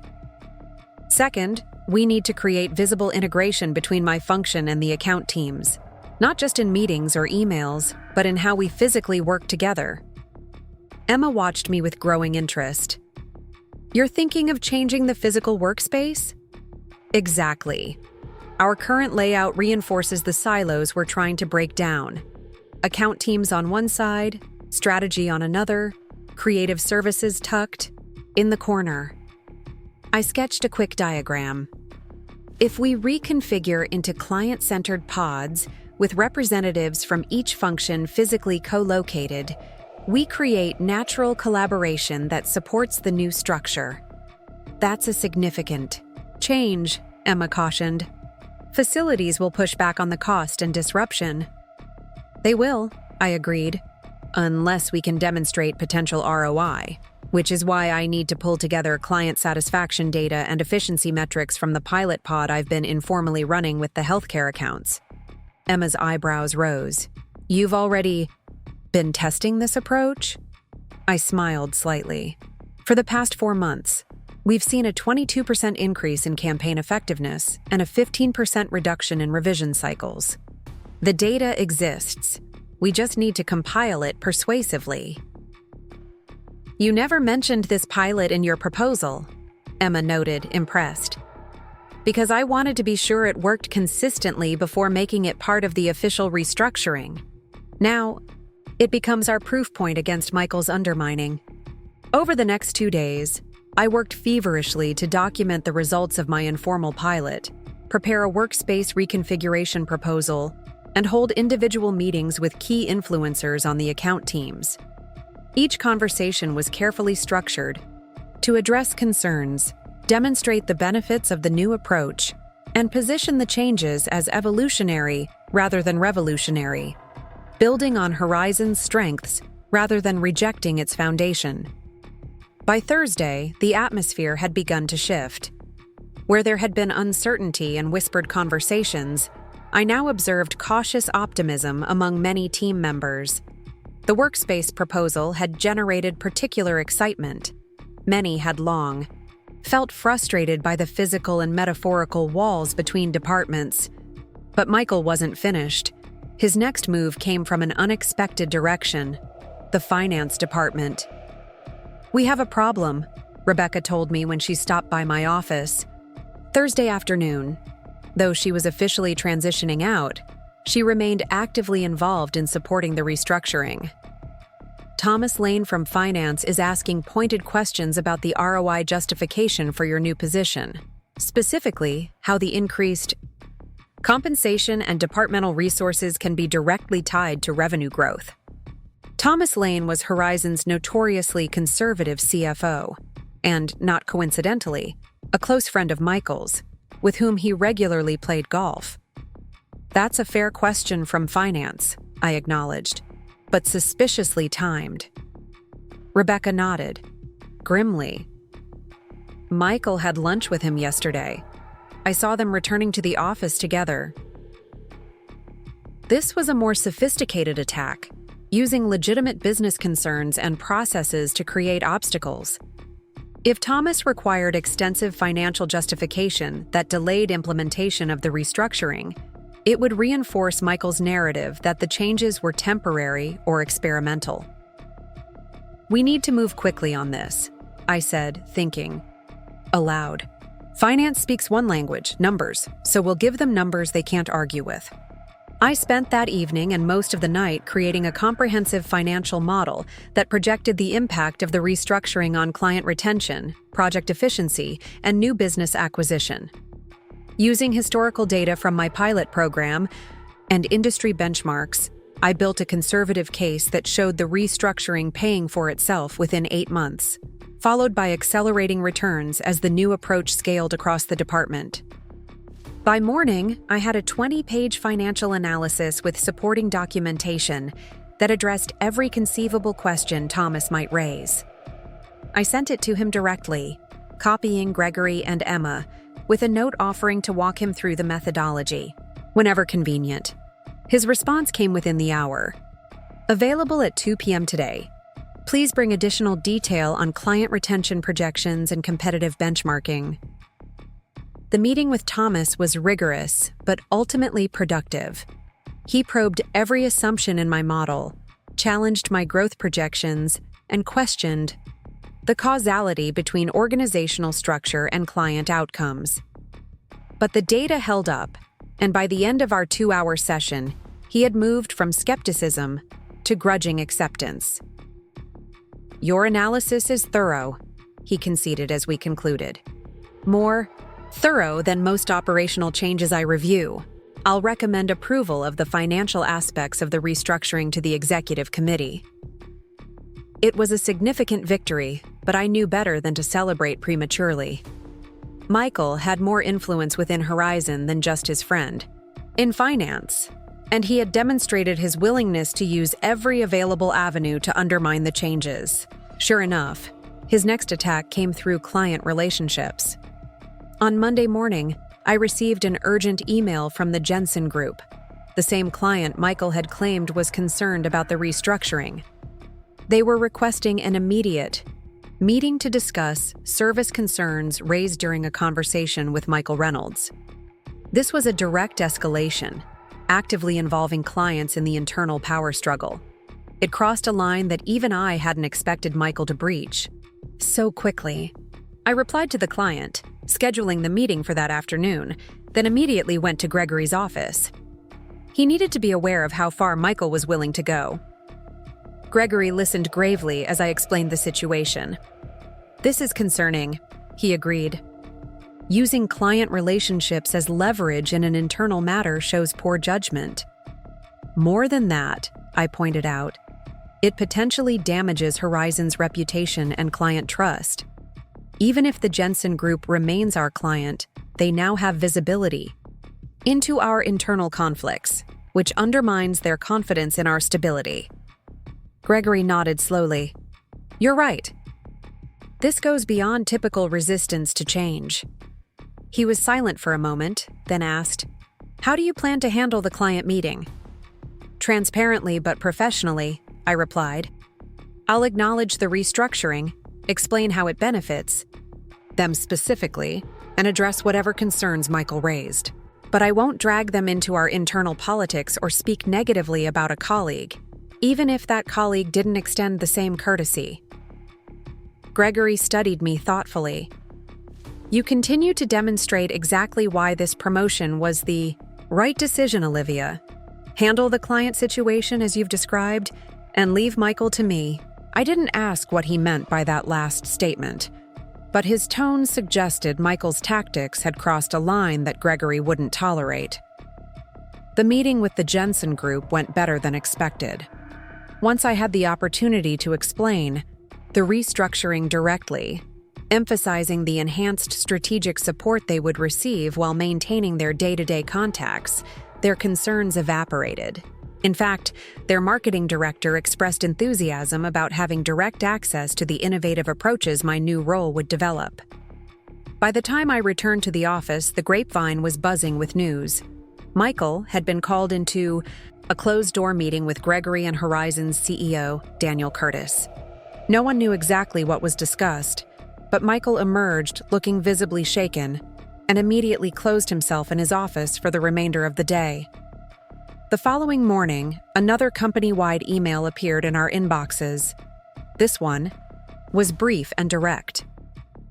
"Effective immediately, all client communications regarding the departmental restructuring will be coordinated through Olivia Chen, Strategic Client Innovation Director. Questions or concerns should be directed to her office." The message was clear to everyone who understood the context. Michael had overplayed his hand with the Jensen Group, and leadership had responded by formally restricting his ability to interfere with the restructuring. It was a public rebuke, carefully phrased but unmistakable in its intent. In the days that followed, the atmosphere in the office shifted decisively. Where there had been uncertainty and whispered conversations, there was now acceptance and even enthusiasm about the changes. Michael's influence, once pervasive throughout the department, had visibly diminished. Team members who had been cautious about engaging with the restructuring now actively sought involvement. The workspace reconfiguration proposal was approved with surprising speed, and implementation was scheduled to begin the following month. The transition plan for client accounts progressed smoothly, with account managers stepping up to take on expanded responsibilities as I shifted focus to strategic innovation. Michael himself adopted a new approach, formal correctness in all interactions, neither actively supporting the restructuring nor overtly opposing it. He attended required meetings, provided requested information, and maintained a professional demeanor. But the fire that had driven his counterattack seemed to have been extinguished by whatever had transpired in that closed-door meeting with Gregory and the CEO. 6 weeks after the restructuring announcement, as I settled into my new Olin office, Emma stopped by with a knowing smile. "Have you seen the latest employee engagement survey results?" she asked, placing a report on my desk. I hadn't. HR had conducted the quarterly survey just 2 weeks after the restructuring announcement, and I had expected the results to reflect the uncertainty of that period. Look at the marketing department scores, Emma suggested, flipping to a tabbed page.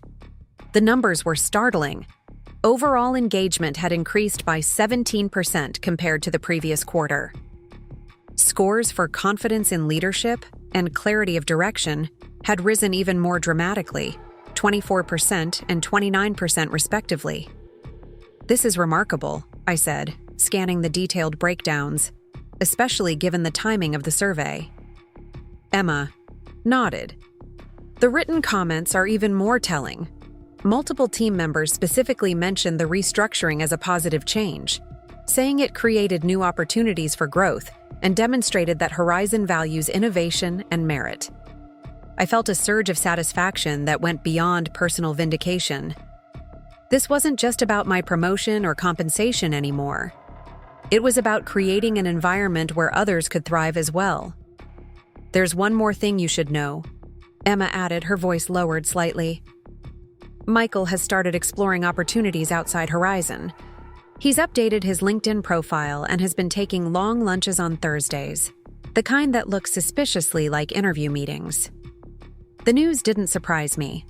Michael's position had been fundamentally altered by the restructuring and its aftermath.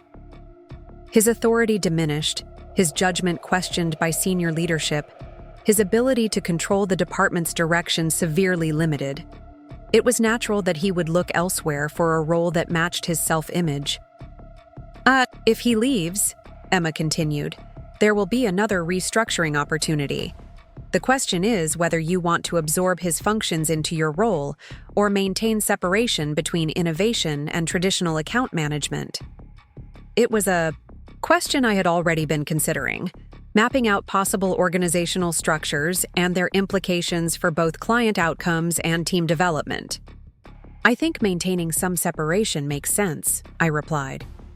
But with closer integration and collaborative leadership, the pod structure we're implementing creates natural bridges between functions. We can build on that rather than forcing everything into a single reporting line. Emma nodded approvingly. Strategic as always. I'll keep you updated on developments. As she left, I turned to the window, looking out at the Seattle skyline. Just 2 months ago, I had sat across from Michael, asking for fair compensation and recognition of my contributions. He had laughed, dismissing my worth as casually as swatting away an annoying insect. Now, I had not only secured the recognition and compensation I deserved, but had fundamentally transformed Horizon's approach to client service, created new growth opportunities for team members, and improved the overall work environment. Michael, meanwhile, was quietly exploring exit options. His influence diminished, his authority undermined by his own tactical missteps. He had laughed when I asked for a raise, but the final laugh, it seemed, was mine. 1 year later, I sat in my corner, office reviewing quarterly reports. The nameplate on my door read, Olivia Chen, Chief Innovation Officer, a position created specifically for me after the marketing division's performance skyrocketed under my leadership. A knock interrupted my thoughts. Gregory entered, champagne, and glasses in hand. Celebrating an anniversary? He asked with a knowing smile. You remembered, I said, surprised. Hard to forget the day that transformed our company. He poured 2 glasses. The board meeting was unanimous this morning. Your innovation strategy is being implemented company-wide. Through the glass walls, I could see the collaborative workspace I'd designed. Teams gathered in pods, ideas flowing freely across departments. My gaze drifted to the framed email on my wall, the one where Michael had dismissed my raise. Request. I kept it as a reminder of what happens when someone underestimates their most valuable asset. Michael had left for a smaller agency months ago. Last I heard, they were struggling to compete with our innovative approaches. Gregory raised his glass. To knowing your worth.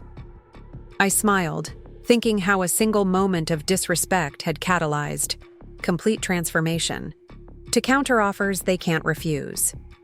Up next, you've got 2 more standout stories right on your screen. If this one hit the mark, you won't want to pass these up. Just click and check them out.